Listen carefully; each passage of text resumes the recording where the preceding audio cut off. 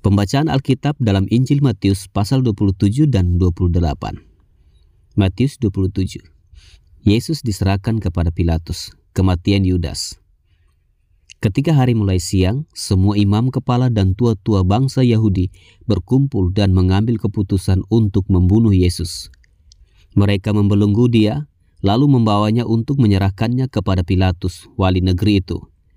Pada waktu Yudas yang menyerahkan dia melihat bahwa Yesus telah dijatuhi hukuman mati, menyesallah ia. Lalu ia mengembalikan uang yang 30 perak itu kepada imam-imam kepala dan tua-tua, dan berkata, "Aku telah berdosa karena menyerahkan darah orang yang tak bersalah." Tetapi jawab mereka, "Apa urusan kami dengan itu? Itu urusanmu sendiri." Maka ia pun melemparkan uang perak itu ke dalam bait suci, lalu pergi dari situ dan menggantung diri. Imam-imam kepala mengambil uang perak itu dan berkata, "Tidak diperbolehkan memasukkan uang ini ke dalam peti persembahan, sebab ini uang darah." Sesudah berunding, mereka membeli dengan uang itu tanah yang disebut tanah tukang periuk untuk dijadikan tempat pekuburan orang asing. Itulah sebabnya tanah itu sampai pada hari ini disebut tanah darah. Dengan demikian genaplah firman yang disampaikan oleh Nabi Yeremia. Mereka menerima 30 uang perak, yaitu harga yang ditetapkan untuk seorang menurut penilaian yang berlaku di antara orang Israel. Dan mereka memberikan uang itu untuk tanah tukang periuk, seperti yang dipesankan Tuhan kepadaku. Yesus di hadapan Pilatus. Lalu Yesus dihadapkan kepada wali negeri, dan wali negeri bertanya kepadanya, "Engkaukah raja orang Yahudi?" Jawab Yesus, "Engkau sendiri mengatakannya." Tetapi atas tuduhan yang diajukan imam-imam kepala dan tua-tua terhadap dia, ia tidak memberi jawab apapun. Maka kata Pilatus kepadanya, "Tidakkah engkau mendengar betapa banyaknya tuduhan saksi-saksi ini terhadap engkau?" Tetapi ia tidak menjawab suatu kata pun, sehingga wali negeri itu sangat heran. Telah menjadi kebiasaan bagi wali negeri untuk membebaskan satu orang hukuman pada tiap-tiap hari raya itu atas pilihan orang banyak. Dan pada waktu itu ada dalam penjara seorang yang terkenal kejahatannya yang bernama Yesus Barabas. Karena mereka sudah berkumpul di sana, Pilatus berkata kepada mereka, "Siapa yang kamu kehendaki kubebaskan bagimu? Yesus Barabas atau Yesus yang disebut Kristus?" Ia memang mengetahui bahwa mereka telah menyerahkan Yesus karena dengki.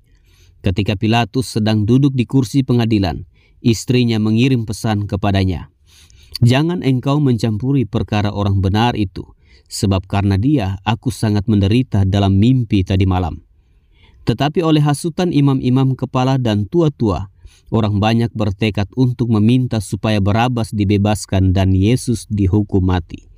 Wali negeri menjawab dan berkata kepada mereka, "Siapa di antara kedua orang itu yang kamu kehendaki kubebaskan bagimu?" Kata mereka, "Barabas."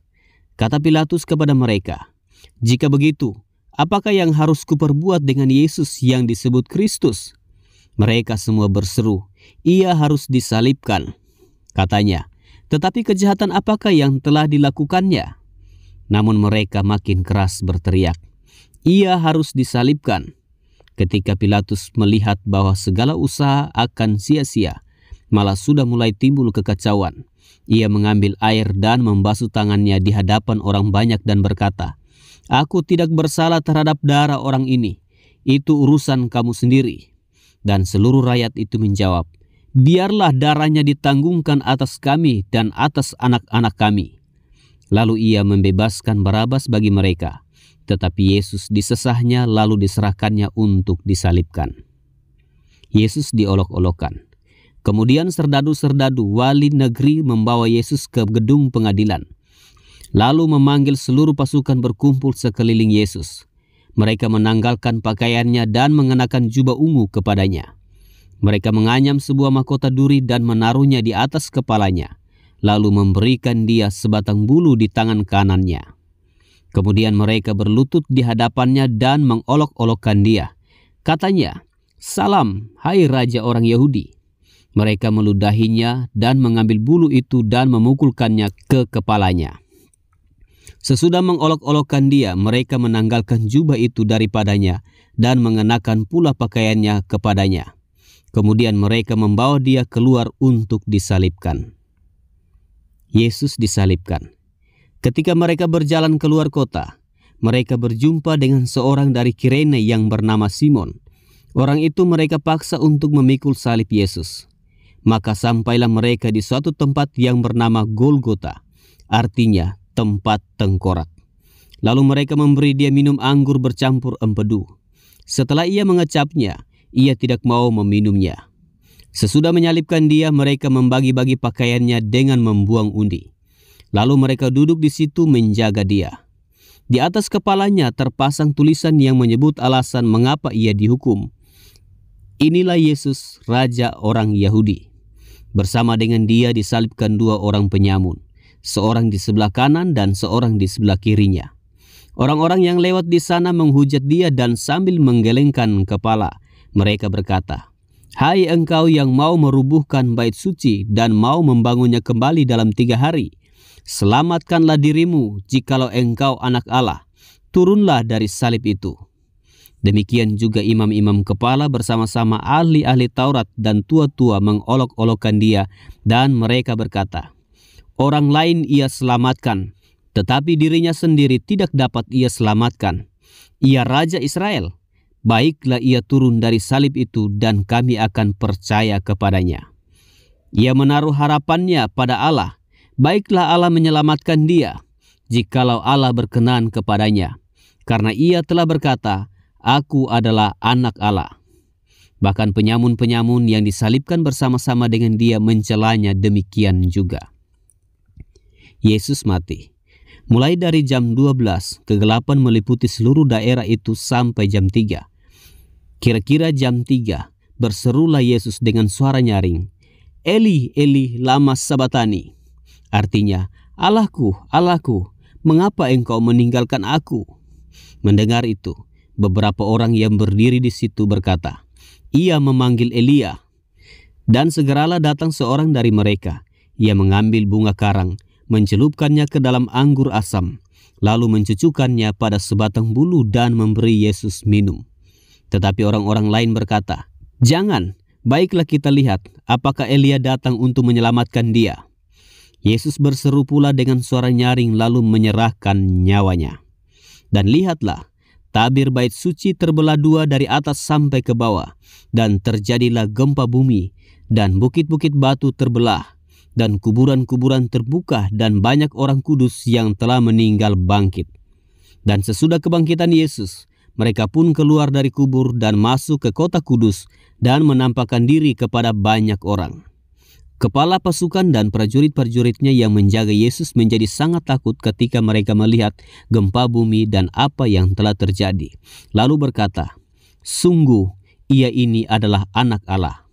Dan ada di situ banyak perempuan yang melihat dari jauh, yaitu perempuan-perempuan yang mengikuti Yesus dari Galilea untuk melayani dia.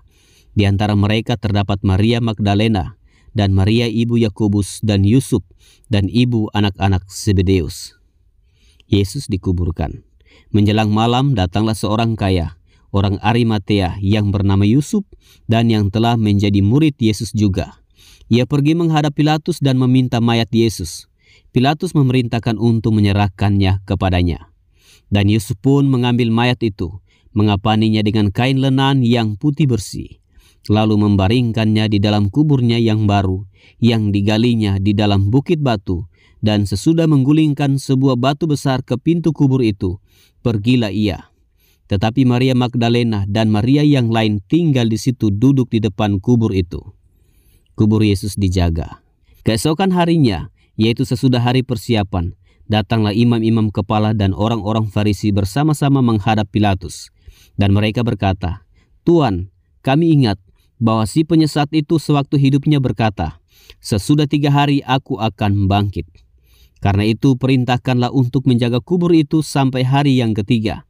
Jikalau tidak, murid-muridnya mungkin datang untuk mencuri dia, lalu mengatakan kepada rakyat, 'Ia telah bangkit dari antara orang mati,' sehingga penyesatan yang terakhir akan lebih buruk akibatnya daripada yang pertama." Kata Pilatus kepada mereka, "Ini penjaga-penjaga bagimu. Pergi dan jagalah kubur itu sebaik-baiknya." Maka pergilah mereka, dan dengan bantuan penjaga-penjaga itu, mereka memeterai kubur itu dan menjaganya. Matius pasal 28. Kebangkitan Yesus. Setelah hari Sabat lewat, menjelang menyingsingnya fajar pada hari pertama minggu itu, pergilah Maria Magdalena dan Maria yang lain menengok kubur itu. Maka terjadilah gempa bumi yang hebat, sebab seorang malaikat Tuhan turun dari langit dan datang ke batu itu dan menggulingkannya lalu duduk di atasnya. Wajahnya bagaikan kilat dan pakaiannya putih bagaikan salju. Dan penjaga-penjaga itu gentar ketakutan dan menjadi seperti orang-orang mati. Akan tetapi malaikat itu berkata kepada perempuan-perempuan itu, "Janganlah kamu takut, sebab aku tahu kamu mencari Yesus yang disalibkan itu. Ia tidak ada di sini, sebab ia telah bangkit, sama seperti yang telah dikatakannya. Mari, lihatlah tempat ia berbaring. Dan segeralah pergi dan katakanlah kepada murid-muridnya bahwa ia telah bangkit dari antara orang mati. Ia mendahului kamu ke Galilea, di sana kamu akan melihat dia. Sesungguhnya aku telah mengatakannya kepadamu."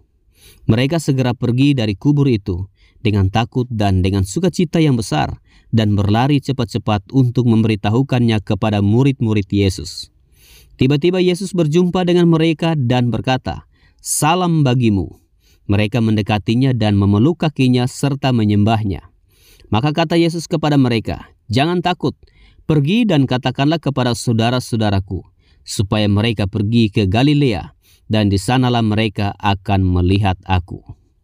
Dusta Mahkamah Agama.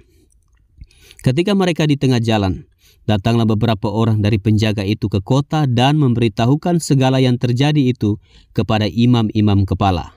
Dan sesudah berunding dengan tua-tua, mereka mengambil keputusan lalu memberikan sejumlah besar uang kepada serdadu-serdadu itu dan berkata, "Kamu harus mengatakan bahwa murid-muridnya datang malam-malam dan mencurinya ketika kamu sedang tidur.